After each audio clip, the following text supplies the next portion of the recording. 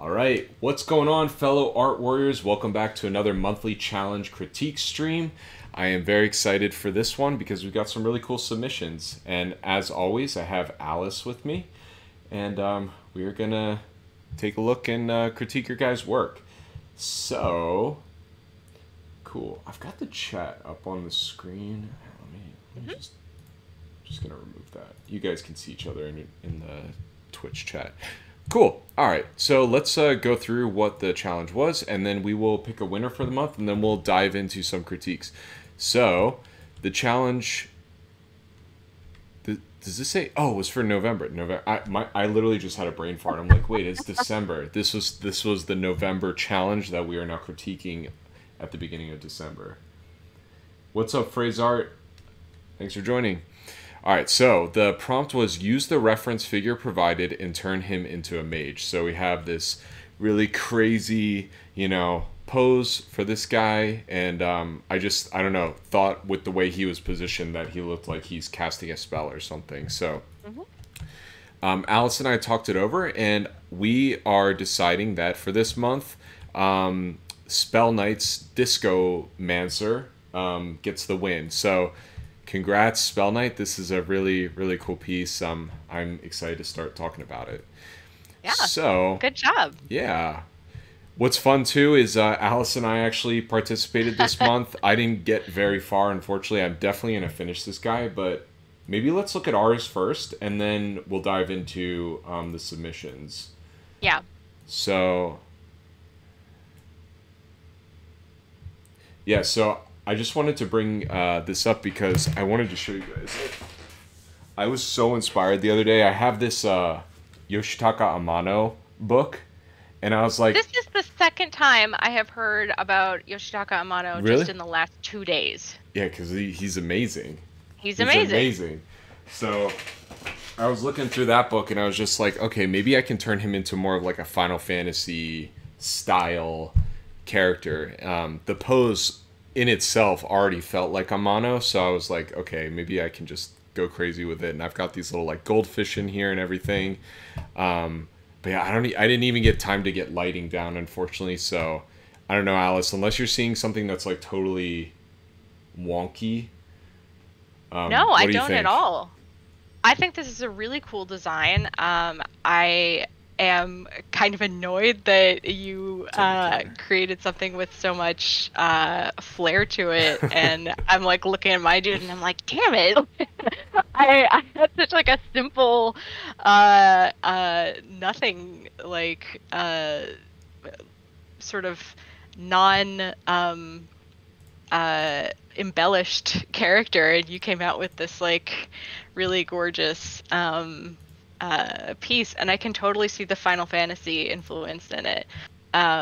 You guys, if you haven't seen a lot of Amano's work, you should go check it out. It's really fascinating stuff, and if you're interested in character design and design in general, just like go look at that. Yeah, he almost borderlines like fine art, I would say. Yeah. And I know he even has stuff in galleries, but I just love his like crazy patterns. There's a lot of like that Middle Eastern inspired stuff going on with like wraps and patterns and fringes and frills and beads. Like I love that kind of stuff. So yeah, I don't know. I'm excited to get this guy painted up and just see where it goes. Yeah, you really captured the softness of the expression as well. It's very nice. Thanks. Cool. All right, let's take a look at yours then. Let me get rid of this page, and we'll just go through these kind of one by one. Okay. Oh, nope, that's your old one. Hold on. That's my old one. There we go. There he is. Yeah, even this is actually interesting to look at, going back and forth, just to see like what you decided to do with it. I think you definitely like have a nicer hand going in, and the way his positioning is just feels more accurate. But let's see what we can do. The other thing I will say in general too, guys, just for everybody that's listening, what I've been thinking about more than anything as I've been painting recently is just like, how can I get as much flow going on as possible? It's kind of like a new thing I'm trying out, and we don't want to go into too much detail with this, but Alice, like the banner for the game we're working on, like that's exactly what I was thinking. Is just like how can we make as much like floating energy craziness as we possibly can. So yeah. Okay, you've got some of that going on here. Let's see how we can push it. So, what I always like to do is we got to put this in black and white first, right? Oh no, don't. Gotta do our thing, and we're already seeing that there's some issues with this. You know what? You know what we should do too is maybe just get the reference guy up as well, just so we can kind of have some context for lighting. What was kind of difficult when I was even working on mine was like his arm is really, really obscured. So I kept being like, how in is it? Like, what is his other arm doing? I think most people actually ended up kind of bending his top arm a bit, which was kind of interesting. But I think the first thing we can just do is like pump up our darks just a little bit and just. You see, even on your graph, do you see how all the spikes are like in the lower midtones? And sometimes that is okay if you're very careful about pushing within that range, right? But I think in your case, we just needed to bump up the brights and darks just a bit, and I think that makes a huge difference already. Yeah. Okay, so let's see.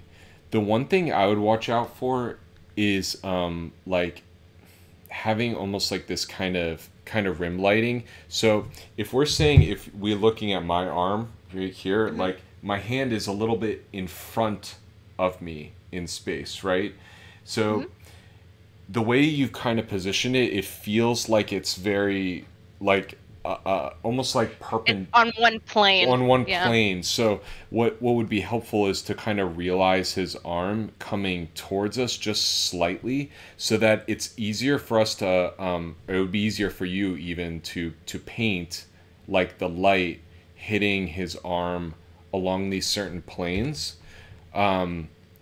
A lot of times when we're looking at reference, like we have a tendency to just be like, okay, I've got the reference, let me like just kind of do what's going on there. But as painters, it's good to make our lives easier as well as paint something that's going to look interesting, right? So I would maybe do that first. And then the other thing I was thinking about as well is, I guess I could just stick with this brush. You've got his hair floating this way. You have the lightning floating this way, and then the flame floating straight up, and then the tail's like curving like this. So I think what we could also do is think about like how can we make everything feel like it's kind of flowing more together. So maybe let me try to start with the fire. And I think this is also where maybe and I don't know if you had this up, but just having some like reference of fire would have kind of helped you, because fire and really any kind of magically kind of stuff is pretty hard to paint. So if his hair is blowing this drastically, the fire has to blow that way. The lightning doesn't necessarily have to blow because it's like going in one direction. He's casting it like forward, right? But the fire would have to have that kind of movement to it. So the other thing we can think of is like little like ember particles that are kind of like floating around. Go kind of like crazy with that. And we also want to make sure with fire as well that we're getting really bright in the center of the flame to help sell that it's like fire, right? Fire. We were just talking about this the other day. Yeah, fire gets really, or any light like goes to white more towards the middle, and then it goes towards these really. If you guys look at my color palette, these like saturated yellows and oranges off to the side. I think the other thing too, and this is just due to I guess your lighting scheme in general, like. I understand that the light is coming from under him, so you wanted to kind of blow out the bottom of his nose, but then what that does is it kind of just makes the whole nose shape a little bit lost. So it might help to just at least just have one value darker under here, just so we can see more of this. And then Now let me just kind of paint through this. We can see what we can do. That already looks better. Yeah.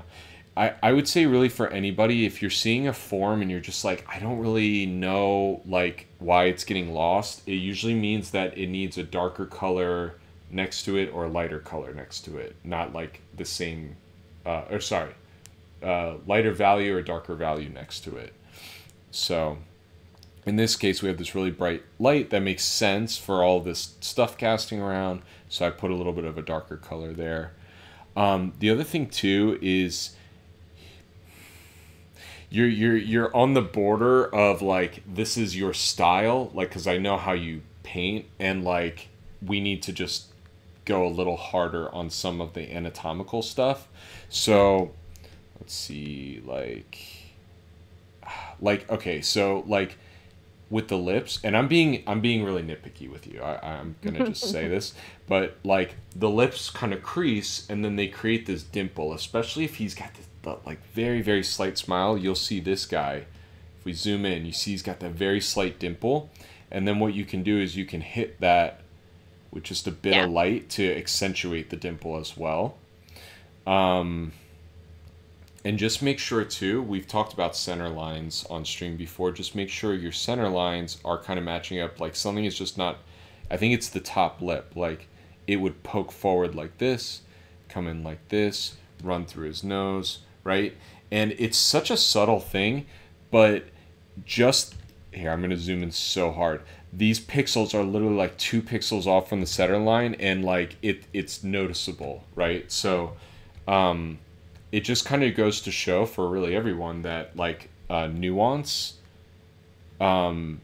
makes a really big difference. And when you're looking at stuff like that, just be like, okay, am I hitting this shape the right way, or am I kind of, just doing what I think it's supposed to do? So, and the lip too, like we're seeing even in the reference, like this is why we got reference, we can literally just like copy this more or less, right? Mm-hmm. Can hit more under the lip, and on the chin, the lighting I think is doing something more like this. So this was an area that I really struggled with, because I had these weird, I saddled myself with these weird light sources. Yeah. I was like, I have this fantastic reference that I could just pour over. Sure. But I have a giant ball of fire in his bottom hand and lightning in his top hand, both of which are very powerful light sources. Yeah. How much is that going to negate the reference that I have, which is giving a very natural white light from the same direction-ish? Yeah. And, I'm trying to be pretty faithful to it, but I'm like, ugh. Yeah. Well, I think because the angle of the light is just like kind of from the left side, and it's kind of covering, like, it's ambient lighting that's like going like almost like dome-like around him, right? It's pointing a little bit down. I think you could have gotten away with doing a pretty similar lighting scheme, because I think the flame, okay, let's just do this. Let's do the drawing out the light thing, because I think that's usually pretty helpful. So I already kind of drew out like, okay, I think, and this is really helpful. I do this for my own paintings as well sometimes, just so I can be like, okay, where is the lighting hitting the most? Because when I'm doing this too, guys, this is what I also see, is I see artists sometimes draw like, okay, this is where the light goes, and then it just goes to like darkness. You have to remember that like these forms are round, and there's fall off to the light, right? It falls off into shadow unless there's a complete plane shift, right? So if his arm was a cube and it was more like this, the light would hit this plane. This wouldn't be fall off because it's like a direct angle shift. It would just go straight into shadow. But because it's rounded, we're kind of hitting these middle parts with more, midtones. Hopefully that makes sense to you guys. But anyway, getting back to this, let's just see. Yeah, probably would hit here. It probably hit more like that. I would think the flame would only hit kind of like a piece of his chest like that, and then start falling off more into mid-tones. Maybe would hit his rib cage here.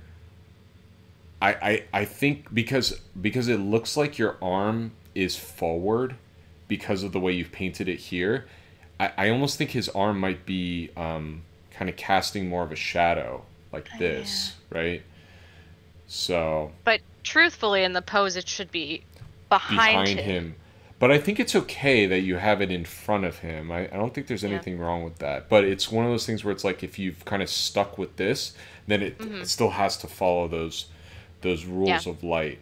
I also, I don't even know if it would really hit much of his pants. I think all of this would be kind of like a cast shadow, and then you'd get maybe a little bit of warm light blending into the blue.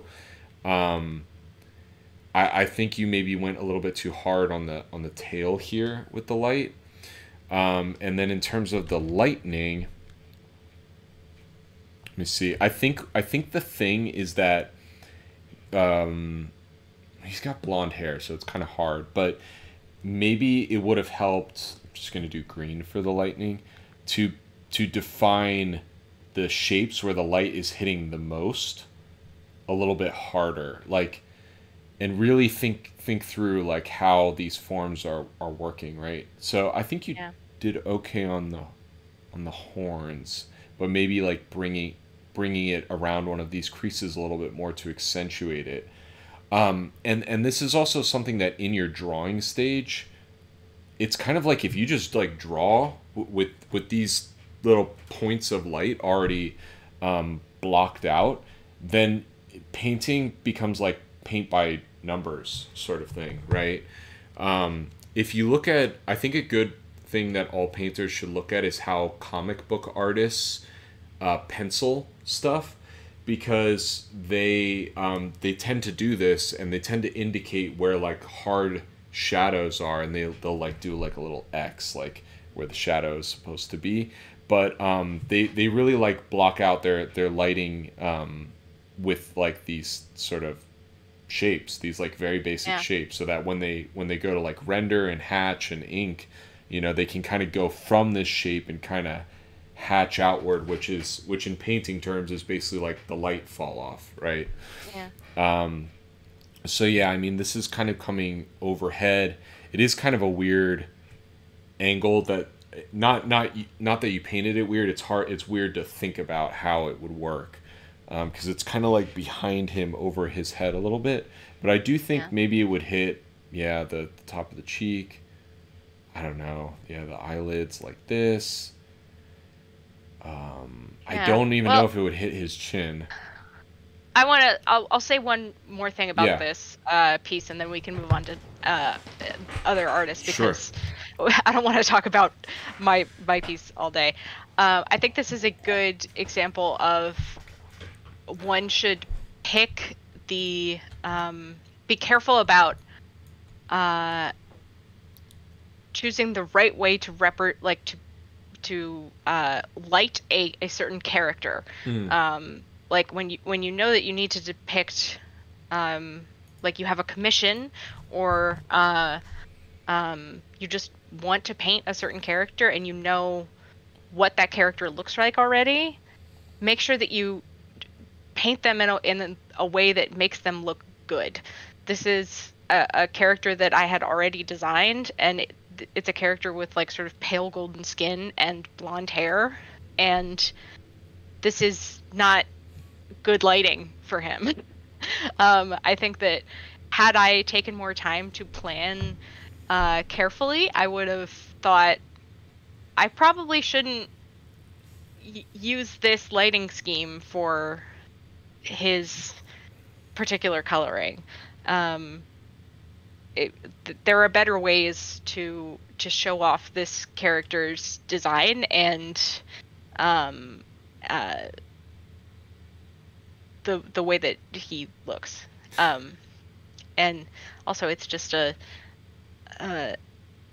strange way to light a face. And these are skills that you pick up as you've been working with different characters for a while.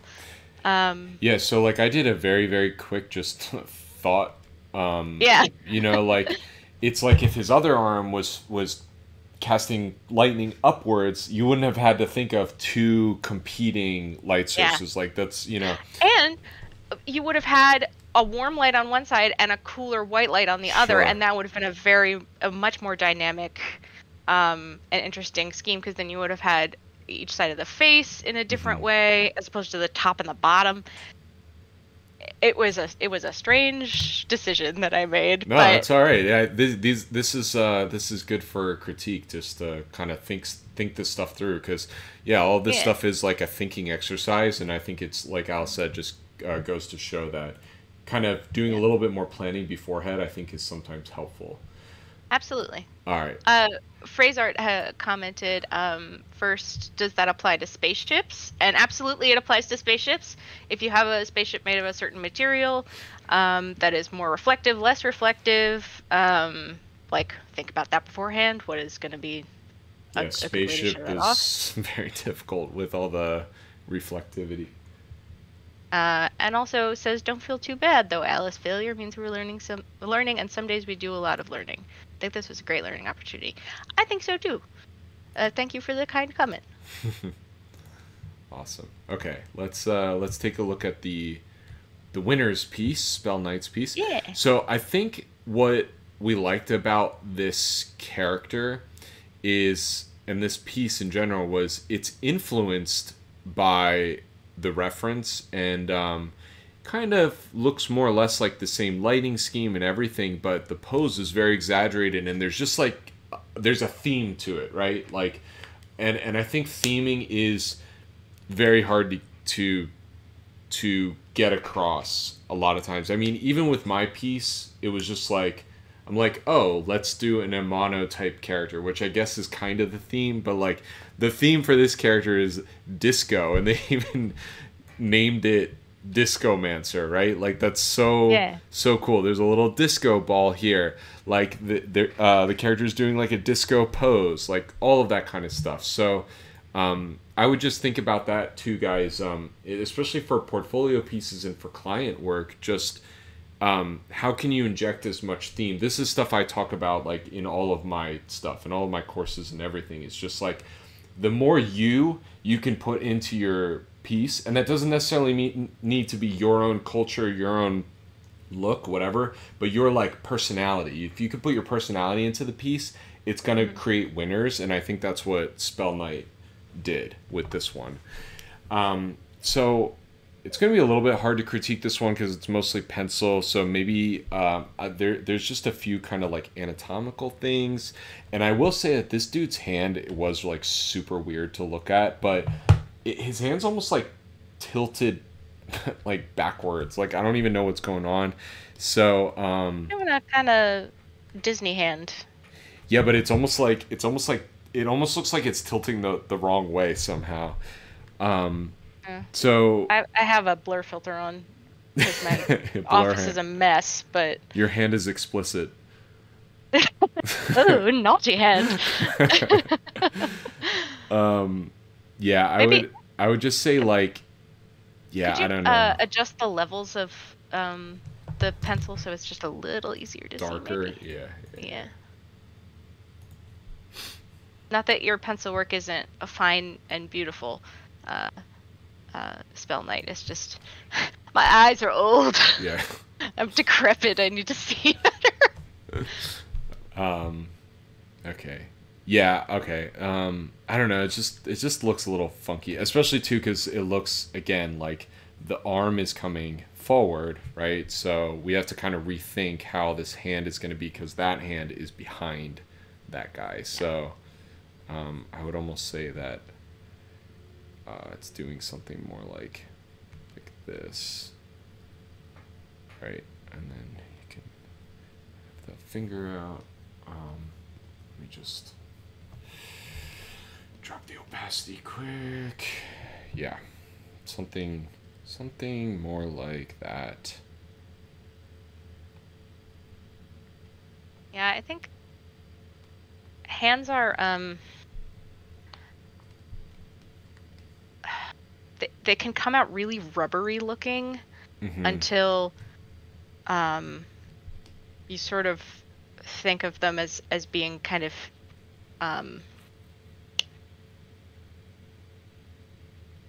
hard. Have bones in them? Hard. Yeah, they have more fixed points than one might think of. So the palm is such a flat little paddle, and it can only move in a few ways, even though our hands are very flexible. But often when we're using our hands, we and expressing ourselves with them, we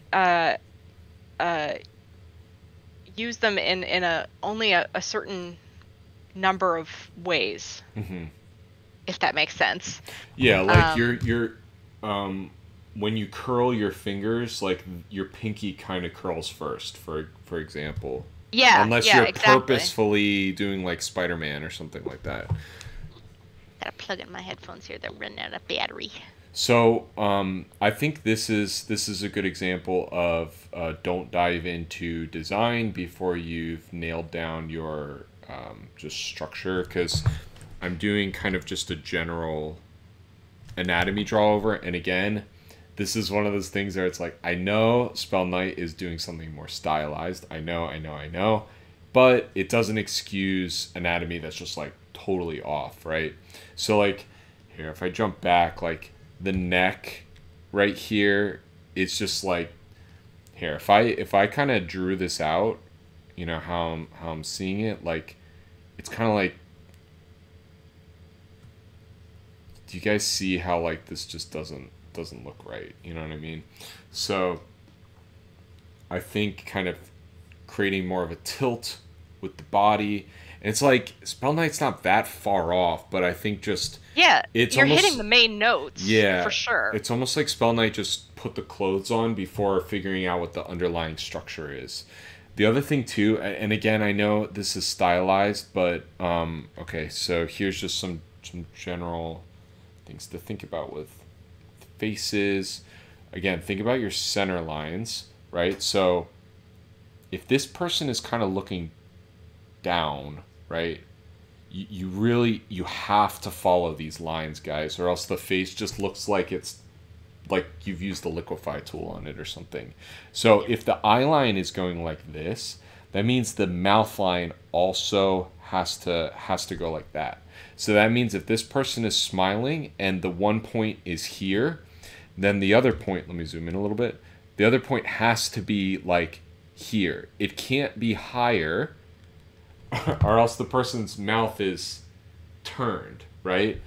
So let me just kind of fix that. I will say that smiling is really tough to master. Yeah. Even if you feel like you have a good grasp of like how to draw the mouth when it's closed, especially like getting proportion with the eye line when the mouth is closed. I would suggest, if you struggle with smiles, I struggle with smiles and open mouths, take a look at yourself in the mirror, open your mouth, just like get a try to familiarize yourself with like how the jaw hinges and what the space inside of the head is like in there, and how those muscles expand and contract to make smiles work, or even big open mouth yells. It's weird, and especially because humans are so laser focused on faces, like evolutionarily, that we can tell when something is just a little bit off with a facial expression. But you know, as we always say, with practice it comes to you. So you're definitely like in the right direction, on like there's a lot working here, and you've got the flow of it. Yeah, I think especially the design of everything, the hat, the cloak, like it all looks really cool. And I think, again, like I said, the theming is really cool. But I'd also look at reference of smiling, even if you're doing something more stylized. Yeah. And like Alice said, like, look at yourself in the mirror. Oh yeah, that I noticed you included the top teeth with the smile. If the head is tilted down, you're going to see the bottom teeth, just like Nick is doing there. Yeah. Yeah, unless it's more of a half smile. Yeah, I don't know. That doesn't look right. Yeah, because then your lip would have to be pulled back in kind of a sneer type situation. Yeah, you're right. I mean, you could do like. I'm like trying my best to show you guys, like, okay, I'm trying to still kind of go in Spell Knight's style, but fix the proportions, right? And this is,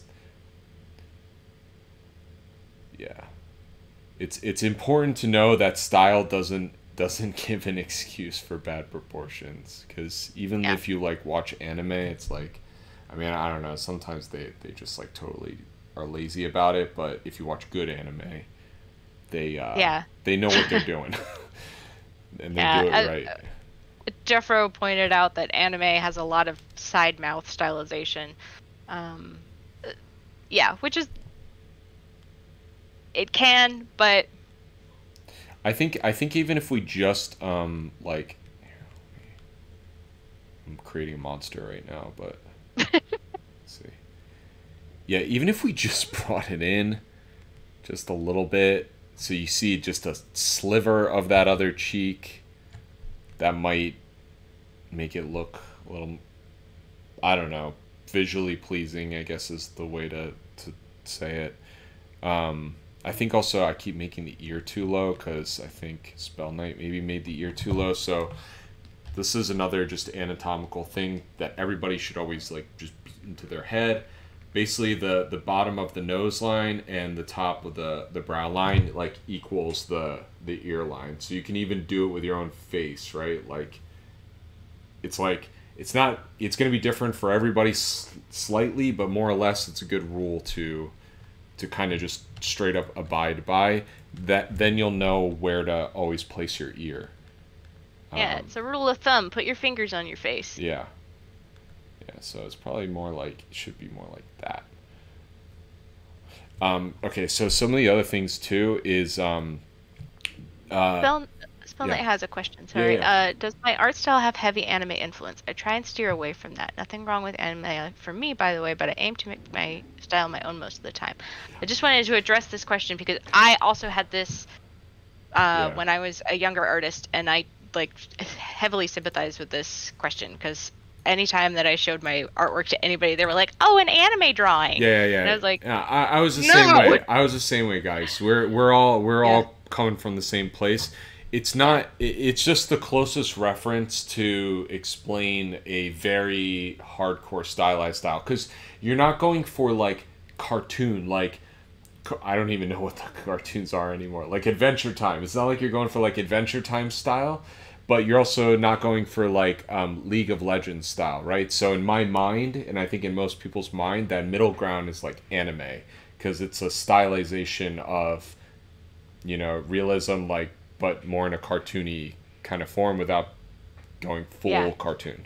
So that's all I mean by that. I'm not insinuating that it's like an anime style, but I do still think that there's influence in terms of design, in terms of proportions and stuff like that. So it's like, yeah, you definitely have like a more you style that I'm seeing, but I think there's a way to take your style and just tweak a couple things so that it feels more like just right, like visually. Like you look at it and you're like, oh, I see the style, but I'm also understanding that it's like correct. I don't know how else to say it. Yeah. Anatomically correct, like just structurally correct. So the other thing I wanted to mention too is just like, again, thinking through shapes. So, like, you've got a, I'm using white. You've got like a point on the top of the hat, yet there's roundness, like really rounded edges to the edges of the hat. I don't know. This might be a preference, but I almost want to see the like witch hat or the wizard hat, like kind of, I don't know, maybe it's too many points, but it's almost too round. It's looking like hot dog like. So just kind of playing around with how can you push your shapes also in this more stylized way to be as visually pleasing as you can possibly make them, right? The other thing too, we were talking about center line, right? We kind of drew the center line of the character's head, but this hat center line is now just totally wonky. So I want to look at this. Let me draw over it. I can always draw white. So I think the center line for the hat should be something like this. Like this piece goes like this. The diamond should be going more like that. And you can kind of just like run a line around this so that now you can be like, oh, I understand that, you know, the hat is doing something like this. Okay, how can we make an interesting shape visualizing these lines? So we can take this and kind of bring it in a little bit. Maybe there's like a little crease there, right? And again, it's my tendency to go a little bit more detailed. That might not really vibe with your style, but hopefully you can just take stuff away from this and apply it to what you're trying to do. I do think a couple little creases here and there don't take away from your intention, but again, structurally, like this is what has to be right? Like these center lines have to match up, or else it just looks weird. It just looks off. So yeah, I would even maybe put the center line like more forward, because it looks like it's sort of chaotically tipping back. So more to the left, is that what you're kind of saying? Like yeah, like the diamonds like there. Mm-hmm. Yeah, I mean, yeah, especially if it matches the center of his head. Something that I do when I'm like even casually like working on a doodle, a drawing, whatever, is, you know, if I start getting into like, you know, crazy pose and I'm like, oh, I can start adding clothes to this character, and then I'm like, wait a minute, okay. I need to come up with a schema for this character, because otherwise I'm going to start adding wacky clothing and get lost. Mm-hmm. I might draw a little mannequin, like a tiny, like thumbnail size mannequin in the corner of the page, and just rough out the silhouette of the clothing that the character's wearing. Yeah, so you're almost like kind of making a thumbnail design, more or less, right? Yeah. Because formally, if you were going to do a character concept, you would do potentially like tens, even 100 thumbnails for a character's look, and like their outfit, their accessories, everything. And you might do color keys, and like a whole bunch of work before you do an illustration of a character. But to do a much more simplified version of that, like you can just draw like one or two little stick figures of the person, and like draw like a little paper doll, you know. I guess they're gonna have a big jacket and maybe a little pair of shorts and a cool hat, and they'll have big hair, and then you can make space for that in your composition as you're working, and that'll just save you so much more struggle. Might even remind you to move his arm out of the way so that you can put the lighting in the right position, so you can get the light right. Yeah, I think that's a great tip. Yeah, it has helped me on many an occasion. Oh, I love this character. It's really cool. Yeah, he's so spunky. Yeah, so hopefully you see, it's just kind of fixing stuff up and really thinking through the structure before like going too much into detail and everything. But Awesome work. Cool. Yeah, very good job. Thanks for submitting. Yes. Wow. As my computer freaks out. As my computer gently freaks out. Alright, let's see. League of Legends is actually just anime depending on what characters you're looking at. Okay, maybe that wasn't a good example. I was trying to think of something that's like more Western yeah. style, but cartoony. Yeah. Alright, let's see. Something that's more Western style, but still cartoony. I guess like She-Ra was something that came out that was cartoony but Western style. Well, not even Western style, just more that like it's not it's not The Last of Us, but it's also not like Death Note. You know what I mean? Like that in between of kind of a little bit more like League of Legends is you look at their splash Riot paintings, Riot Games stuff. So cool. All right. Let's take a look at Biaro's piece. So this is pretty crazy. Yamumu shamans. A mysterious and reclusive tribe meditates in the caves of Dustland. Local settlements tell rumors that the tribe harbors and worships an alien corpse, bestowing upon them unconventional abilities. Few will seek them, but those who do will generally seek insight. Cool. All right, so this is another... Biara, I think I've mentioned this before, but I think like this direction is cool for you because it's like really wild and out there. Like, I think if you really nail this, again, this is like you. Like nobody else could make this because this came from your brain. Like that's what we want to see in portfolios, right? So I'd keep pushing this. This is like what you were mentioning before. Like go hard on your thing. Yeah. So. And then getting work is all about just refining your technical skill with your thing. And then you can get whatever work you want in that, like, realm of genre. We just got to follow. Suros is now following. Thanks for following. It's a very that's my friend Hallie. Thanks, Hallie. Oh, thanks for joining. Okay, cool. Let's see. So, okay, I think this one definitely needs we got to check this in black and white. The dreaded black and white. Okay, so I'm seeing immediately the stick thing is like getting lost. I think Biaro, you might, and I don't know if you do this. I'm just trying to like analyze like how you're working. I do see that it does look like you're painting into selections. Oh, cool. Phrase art just followed as well. Thank you. I'm trying to think of like a solution to help you with stuff like this. It does look like you drew this and then you did paint into it. I think what it is like there's no lighting scheme to this stick, and it does look like there's some kind of ambient lighting.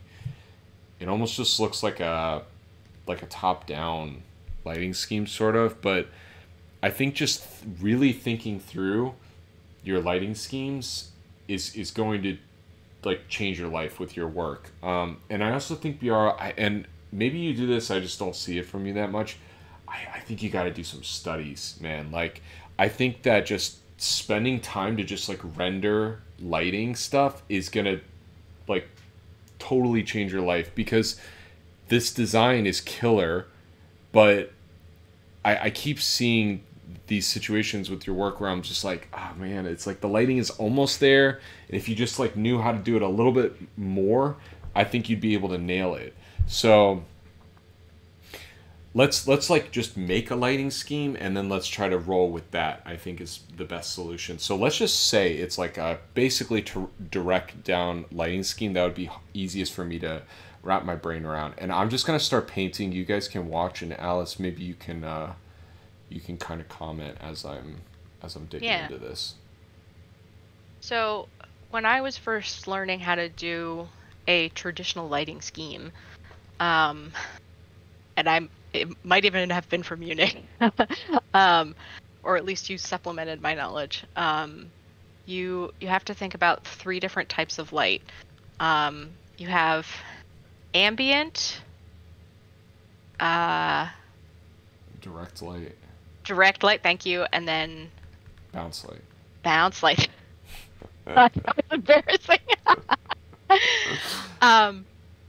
But when you have that like those 3 different types, you get like a fun little plan that you get to work on every time that you have a new scene that you want to set up. So, for instance, you have this character that is very red dominant, and you can light it very neutrally, like you're just setting them out on a stage in sort of like museum lighting, like very flat, very white.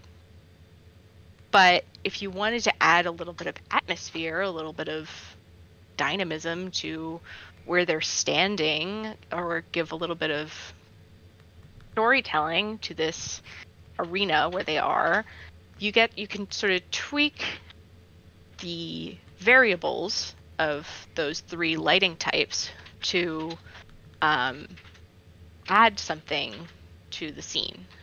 And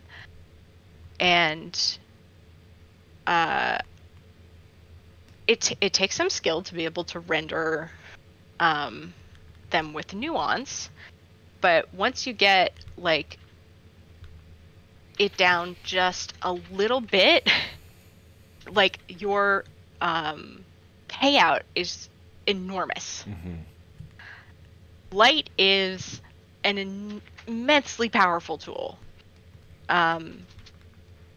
because it is so theatrical. Mm-hmm. It's why like theater lighting is so intense. Yeah. And like if you've ever gone to see a stage play or a musical, like they really lean hard on that stuff for to create mood. And also why there is somebody specifically assigned to be a lighting director in that world. So let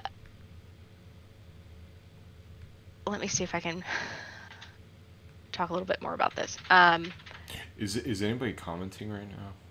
I think I saw no, I've been keeping an eye on it. Thank you. Mm-hmm. Is Yao in the chat? I don't know if he is today.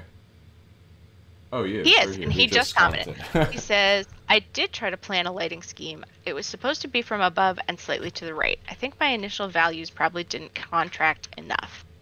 I know that realism and atmosphere are tied to lighting. It's one of those things I find abstract to study. It is kind of an abstract concept, unfortunately. In terms of... Actually, wait, let me see. I don't know. It's I think it's the opposite. It's like very logical. It's just hard to visualize. Like you know, I'm still learning how to get better at lighting. Everybody is, but I think once you this is why I always harp on the studies, is because once you do some studies with some like general lighting schemes, you can just keep applying them to your characters. Like you don't need to reinvent the wheel every single time you paint something, unless you're really trying to push yourself in a new direction. But until you've mastered the first direction, there's no point in continuing to go in like 10 million directions, right? So I would suggest, because BR, I know you work on a lot of characters, to just nail down one lighting scheme that makes sense to you, that you can understand, and is already figured out for you because you've done studies of it, of actual like photo studies. I mean, that's what I do. You know, I like know a couple lighting schemes off the top of my head there. It's like I know where the light hits on every part of the figure, and then I just like reuse that over and over again, you know. And then if I want to go something a little bit more crazy, that's when I might like either shoot my own reference or like do put a 3D model together or something like that. So yeah, I think it's not so much an abstract concept to study. I think it's a hard place to get started because it's not like something you can just take a class on at the community center. Yeah. Um, No, you but know you that's will why you have have to do us. it. That's why you have us, and this is a great Yeah. time to just bring this up. I haven't launched this yet, guys, but I do want to bring it up that I'm going to be hosting a live figure drawing, like online workshop, and I want to work with you guys during the workshop class, however you want to think about it, to paint better figures. So we're all going to be kind of working together, and you guys are going to be submitting critiques or submitting pieces for critique, and I will paint them live, and then I'll send you home with some homework that you can like kind of take your time with, and then submit them to me for critique. So keep an eye out for that. If you're really interested on like exactly when that's going to drop, because I will have slots, and it could sell out. If you want to make sure you get a slot, DM me, and I'll make sure you guys that are in the chat kind of have first dibs on that when that drops. So. Yeah. I will also be there. Yes. Helping out. Yeah. So that will be. I'll be dropping that sometime this week. It's gonna be a lot of fun. The other thing too that I've seen from your pieces a lot, Biaro, and it's like, I think part of it, I keep going back to the style thing. Part of it, I think if you can get it like right for you, is you're gonna nail it, but you're still kind of tweaking stuff. You always have like these really thin lines and very like small things. I see this over and over again. So like with this skirt, you get these tiny little trees, and it's like I get that you're like logically like, oh, this bird person just started growing this out of the bone, so it's small, but it's kind of like, no, we got to go crazy with this. Like, make this stuff big. If the bone is really small and we see this like giant like thing growing out of it, it's gonna look so freaking cool, right? Yeah. So I think also maybe consider the distance, like the 100% of your canvas. Like when viewed at 100%, you can't really see those little sprouties. Yeah. No, you really can't. So I don't know. Maybe you've got some greenery that's kind of like trailing off. Like we need to do just enough to show. The other thing too, I don't want to change your concept, but I saw this skull here, and I'm like, oh man, it would have been way cooler if this was a skull. And there's like a tree growing out of its head or something like that. That'd be neat.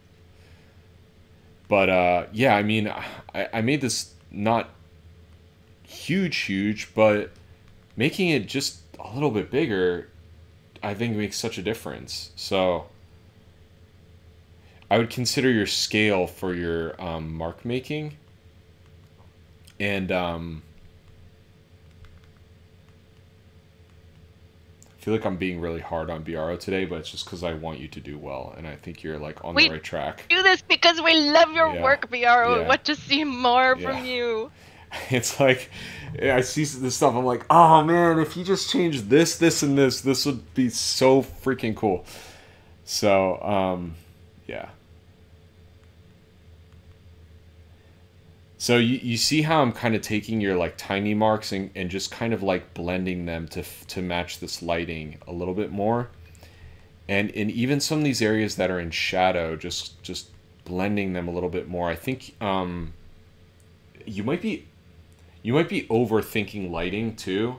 I'm not going to do the light thing again, but I think maybe that will also help. It's just like literally draw out your light splotches so that you know where you're going with your lighting. I think I may have told this anecdote before on stream, but I had a critique from a teacher once that my women all looked like they had tree trunks for legs. Like I drew all of my people way too chunky. Yeah. So I had the opposite critique from you, BRO, that I drew everything way too massive. Yeah. But I think again it comes in all stripes. I think again it's a good lesson though, that like if that's just how you like to draw, you can lean into it, and there's a way to do it, right? Like let's say you're drawing chunky legs and they're just always looking like this. It's like, is there a way to make a chunky leg, the shape of a chunky leg, more interesting? You know what I mean? Like think about what was it, Rembrandt, right? He did all the large women that were like so interesting because he like went hard on the creases, you know? Like think about it that way. Yeah, and Yoshitaka Amano, he has a very distinctive, even kind of attenuated, like ethereal style to a lot of his mark. It's, it's kind of spidery. So if you, find yourself sort of painting in that direction, make it yours. But I think it's not working here because it's a singular element that it's inconsistent. Yeah. Yeah, it's like you have to do it with intention, right? Yeah. Phrase Art, who is Jeffro in the in the Discord, suggested doing some quick lighting compositional thumbnails for BRO, and I think that could be helpful for sure. But also, an exercise that I was given by a previous mentor was for various pieces that we wanted to try doing, for something spooky, like if we wanted to do something that was more of a horror theme, like go out and find 5 horror movies that we were inspired by and get a screen grab from them and look carefully at the color and light from those pivotal scenes and use those as just kind of atmospheric reference for the painting. Yeah. And cinema is very close to our trade. It's a visual storytelling medium. Yeah. So, think about what you can learn light-wise from movies that inspire you, Bayaro. If you really like sci-fi stuff, or I think that fantasy seems to be your wheelhouse, sort of maybe spooky fantasy. Check out how the light works in games or movies or things that of that nature. Definitely. Because you can really explore some of those setups that are intriguing. Tsuro says, I for one find all chonky legs interesting. That's funny. Oh, you have trouble consuming media content, BRO. That's interesting.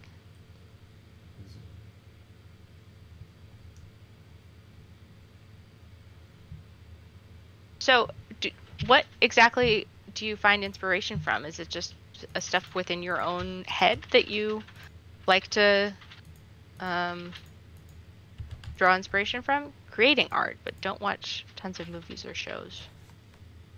I hate to say this, but it's almost like some form of media has to be integrated into your life if you want to do this business. Like, it could be reading, reading gives you inspiration, images in your head.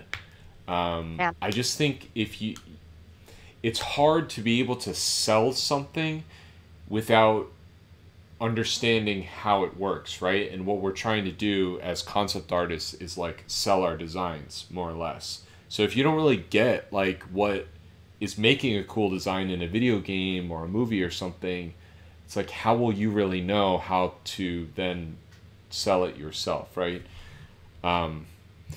I don't know. That might be maybe a controversial thing to say, but I I treat playing games and watching movies and TV and reading books and comics all part of my inspiration bank in my head. Just like with the Amano book, right? Like, if I wasn't so into Final Fantasy, I wouldn't have known about that artist. I wouldn't have thought about, like, oh, maybe I can make a cool character in that style and kind of see where that goes from there. Yeah. Piara I says 100% daydream all agree. day. There are, you don't want to be too absorbed in taking in other media that you Or like copying can't. or something. Well, no, Or like that you are not working. bound from creating your own things, right? Yeah. But I am never more flared up to create than after I come out of a movie I really enjoy. Mm-hmm. And now I know that that's just my personal experience, but I think it is.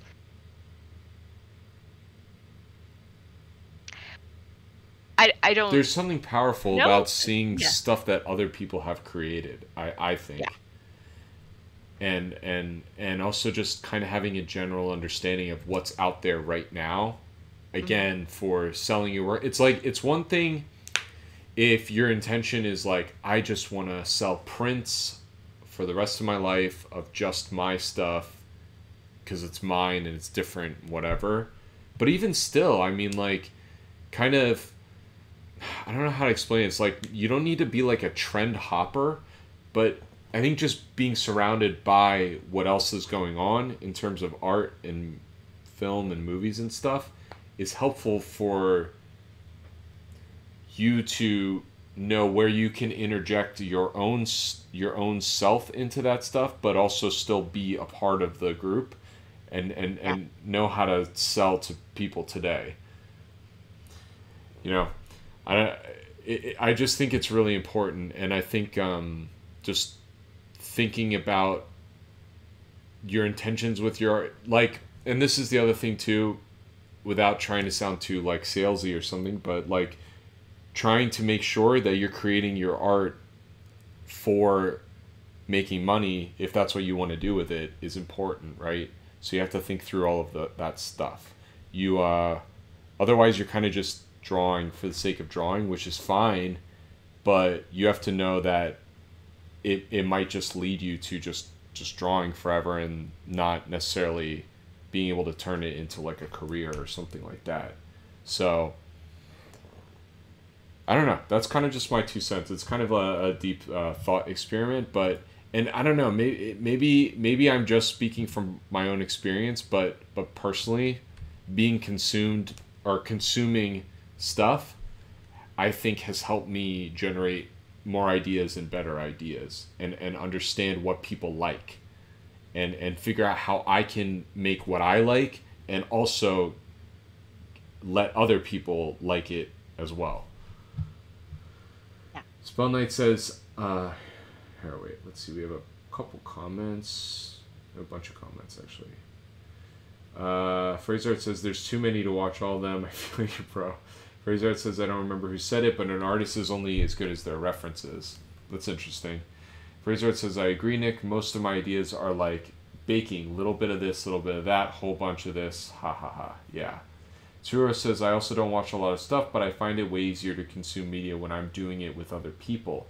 I've seen a lot of stuff I would not have even thought about otherwise. Biaro says, you're super right. I need to focus myself to absorb more. Spell Knight says, I'm heavy into old school Final Fantasy or RPGs from the 90s in general. Yeah, same. That's awesome. Few of my favorites being Secret and Trials of Mana, FF5, and Saga Frontier. Fraser says, I'm a big sci-fi guy. I do like fantasy, like Lord of the Rings, Elder Scrolls, blah, blah, blah. Okay, everybody's just kind of talking about what they like. Cool. Oh, yeah, Boy in the Heron movie, Meglet. Oh, my God. Yeah, I want to watch it so bad. Wait, did you see it in Japan? No, it wasn't out in Japan yet either. While I was away on my honeymoon, I had the I was very fortunate to be able to visit the Ghibli Museum, Mm-hmm. and I got to see, I think, because it was a little bit unclear from the signage, but I believe I got to see original paintings of the background art from Ghibli movies, That's which awesome. was I cried. That's very inspiring. It was it was so beautiful. They were just tacked to the wall. And also like Miyazaki's like lookbooks of Mm. things that inspired him, like just big laminated scrapbooks, Yeah. like full of cars and clocks and like all this stuff. I mean, he was It was doing this really cool. pre-internet, so it's kind of like when Yeah, he you're didn't that have old, yeah, Pinterest. you didn't have Yeah. Pinterest, so you had to like scrap all this stuff together. Yeah, Oh, it's yeah, it so was freaking a cool. very wonderful museum. There was also on the third floor a giant plush cat bus for like little Oh, tiny kids to climb in and out of, that's adorable. and I was so jealous that I couldn't play in it. BR says it was his pure ref document. All right, let me just kind of briefly run through what I did on this, and then we can move on to the next one. But yeah, I mean, at the end of the day, I kind of just touched it up more than anything and came up with more of a concrete lighting scenario. Like, I think the biggest thing with the lighting was that it's almost like here maybe this is the way you're thinking BR is it was feeling very flat, right? Like it was kind of just like on one side of the face, but you have to think about the fact that lighting wraps around forms, it wraps around forms, it wraps around forms, and this is something that took forever for me to figure out as well, guys. So I'm speaking from like many years of experience. So this was really hard for Yeah, me Nick is to old. wrap. Yeah, I'm old. I'm an old man. So yeah, thinking about light wrapping around, I think is going to be very helpful. I was also making sure that some of the things like the feathers were getting hit with kind of more of a. I could probably push it even more, but like subsurface scattering. So think about your materials as well. When light hits them, it's going to kind of like go through it a little bit because feathers are kind of have that like semi translucency to them, and the light just kind of bounces around and scatters in there. And then just making more of a form for everything, exaggerating stuff, blending where there's shadow. I think this is a good tip for everybody. Is just like on the shadow planes, don't have too many levels of light going on in there. Like smoothing out the shadows, put more detail in your Terminator. So this is the point where the light meets the shadow. This is where the most detail should go. But the light should be smooth. The shadow should be more smooth. Yeah, but nice work. Let's move on to the next one. I want to save Yeah, this thanks one. for sending that in. Yeah.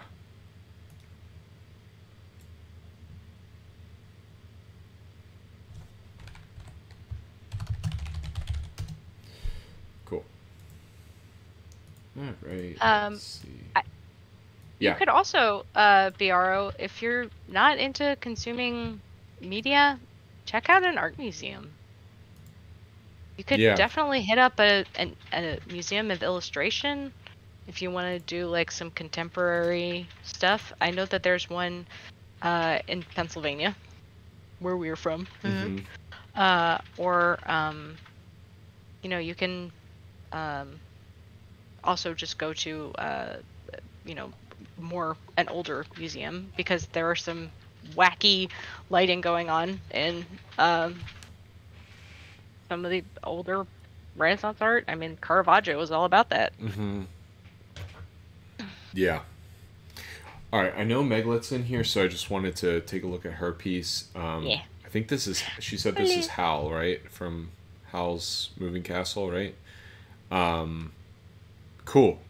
There's not going to be a whole ton to critique on this one because she even said herself that like this isn't totally finished. But what I will mention is Okay, so this is why this was difficult too, and this goes back to Alice's piece and what I'm going to deal with when I light mine. But you know, we're looking at the reference where the lighting is more like kind of like this, top down, but then we're introducing a magic ball or something that's lighting this way too.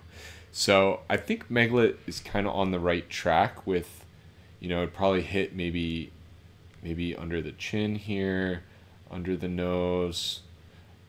Yeah, the top lip might be slightly brighter, but you also have to think too, and I've done this before, but magic balls and flames and light bulbs have a range, guys. So it's kind of like this little bubble that the light is in, and then anything else again is like fall off light.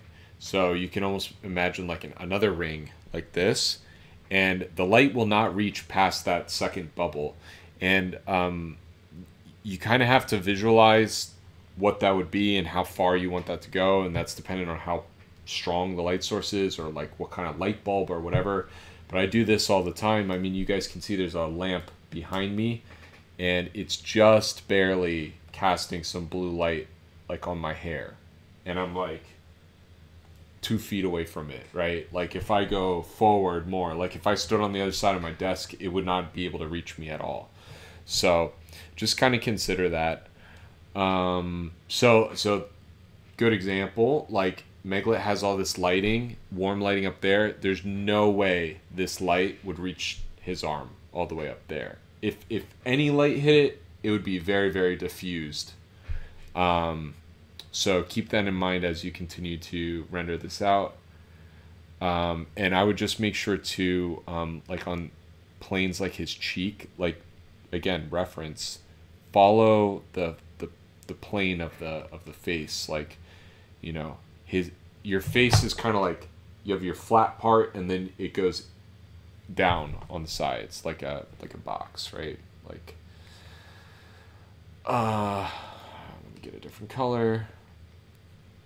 Right, the head is kind of doing something like this, right? So light is casting on this side, but then it is should go more into shadow on the sides. So make sure you're really, you know, hitting it where it needs to get hit and not like wrapping it around too much if that doesn't really make much sense. Yeah. Which is a little bit difficult with this particular reference because he has such a smooth transition between the planes of his face.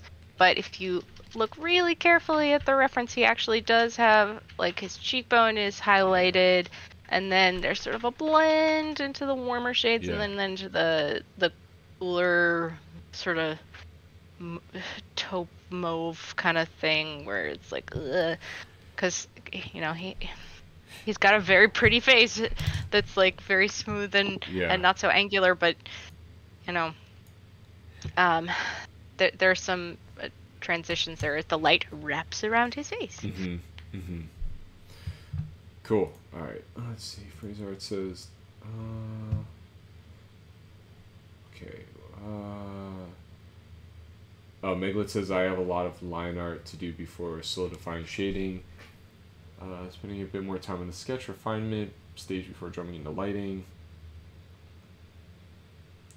Don't be afraid to use things like designing that background sigil and then transforming it into place.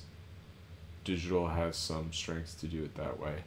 Yeah, the other thing too is like adding a effect to the sigil in the background by using like glow or creating. What I do for magical glow, sometimes I'll create a duplicate of it and then just do filter, blur, Gaussian blur. Gaussian blur. Yeah, and then you kind of have like a soft light around a harder thing. You can like brighten it a little bit.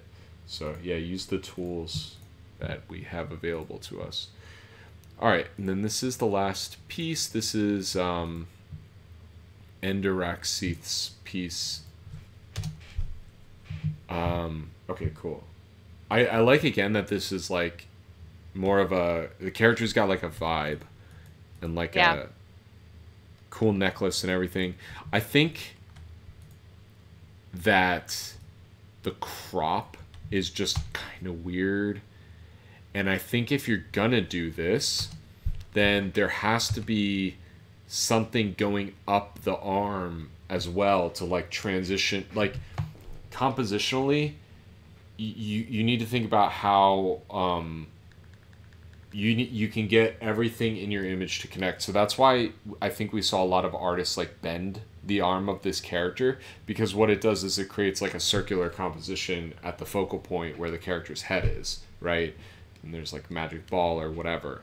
So if you're gonna do something where the arm is still straight out, I guess we saw Spell Knight's character like kind of point backwards, but Spell Knight also kind of like foreshortened the arm going back into space, so it wasn't just like so straight up. So I guess this is a good lesson in if you're trying to apply a character design or something from a reference, don't be afraid to kind of like mess with the body a bit to get it to do what you want it to do and what compositionally makes sense.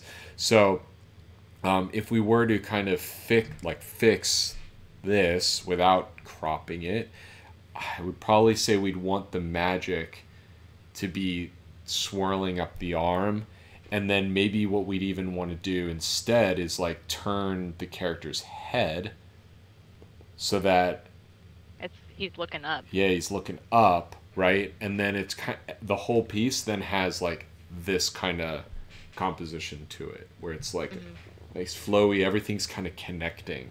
But right now it's kind of like there's just all this empty space, seemingly like for no reason, right? And I kind of want to do this too. This might also help. But you guys can see too, like when you do a crop in Photoshop, it just creates a rule of thirds like for you automatically. It's kind of like ideally, if that's your composition of choice, you want to get your focal point, so like the eyes of the character in one of the third points. So if we do crop like this, we'd still have to fix stuff, but I think just in general this feels better than having all of that extra space.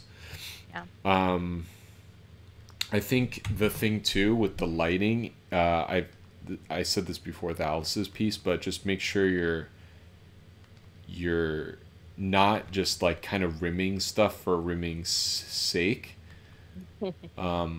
Like think through how this light is wrapping around the arm, and also how this colored light is affecting the material. So, there'd be more of a cool blue light hitting these parts of the arm and hitting this like pink glove thing. So don't be afraid to just like take a totally different color and blend it into your materials, because that's how lighting works, right? Like the color of the light is going to affect everything. Yeah. This is also a good example of like how we could and should be using references. The reference that we have for the character in general, like his body is moving in a very beautiful way, which is a great start for a piece, but information is missing. Like, his arm, you can't really use that for anything. So, if we're gonna use it for a like full piece for like a big illustration, you probably would want to get a couple more, like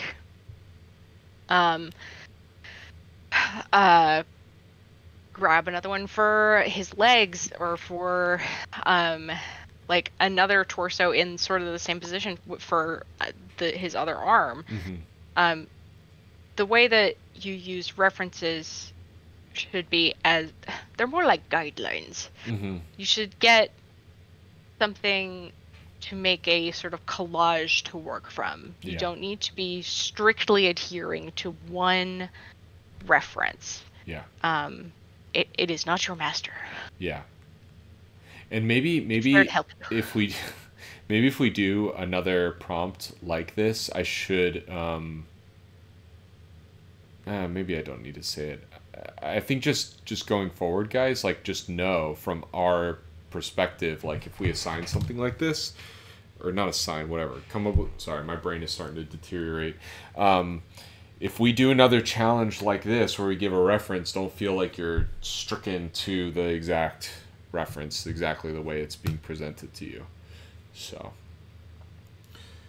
cool. All right, guys. I have not come up with the next or this upcoming month's challenge yet. I think I'm going to try to post that tomorrow, just so you guys have it. I always do like a wintry sort of theme, so I'll make sure I do something fun for that.